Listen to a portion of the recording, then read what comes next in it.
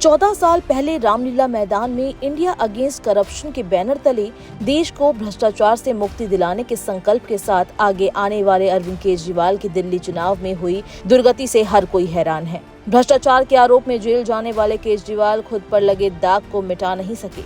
नतीजतन दिल्ली में सत्ता चली गई, खुद भी बुरी तरह चुनाव हार गए। आम आदमी पार्टी को इस बार केवल 22 सीटें मिली, वहीं भाजपा को 48 पर जीत मिली है। भ्रष्टाचार के खिलाफ साल 2011 में खड़े हुए अन्ना आंदोलन में अरविंद केजरीवाल प्रमुख रूप से दिखते थे, लेकिन वो खुद अब भ्रष्टाचार में घिर गए। IRS अधिकारी रहे केजरीवाल पार्टी के गठन के 1 साल बाद ही 2013 में दिल्ली विधानसभा चुनाव में उतरे। आम आदमी पार्टी ने पहला चुनाव लड़ा।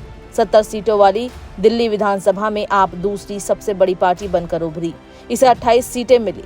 कांग्रेस ने बाहर से समर्थन दिया और दिल्ली में आपकी सरकार बन गई। दिल्ली में पहली बार सरकार बनाकर मुख्यमंत्री बनने पर केजरीवाल को 49 दिन में इस्तीफा देना पड़ा था। हालांकि उन्होंने उस समय जिस कांग्रेस के साथ मिलकर सरकार बनाई थी, इससे पहले उसके साथ ना जाने की कसम भी खाई थी। इसे लेकर विपक्ष उन्हें निशाना बनाता रहा है। केजरीवाल के नेतृत्व में आपने 400 सीटों पर 2014 का लोकसभा चुनाव लड़ा। केजरीवाल वाराणसी में नरेंद्र मोदी के खिलाफ चुनाव लड़े, चुनाव हार गए। आपके हाथ कुछ नहीं लगा। दिल्ली में भी एक भी सीट नहीं मिली। उनकी पार्टी सिर्फ पंजाब में 4 सीटों पर जीत दर्ज कर सकी।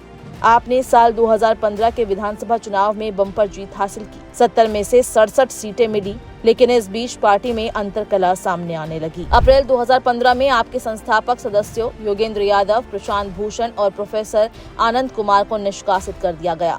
बड़े नेताओं में अंतिम बार 2018 में पार्टी छोड़ने वालों में आशीष खेतान रहे हैं। कुछ समय पहले ही आशुतोष ने भी आप छोड़ दी थी। कुमार विश्वास भी आपसे दूरी बना चुके हैं।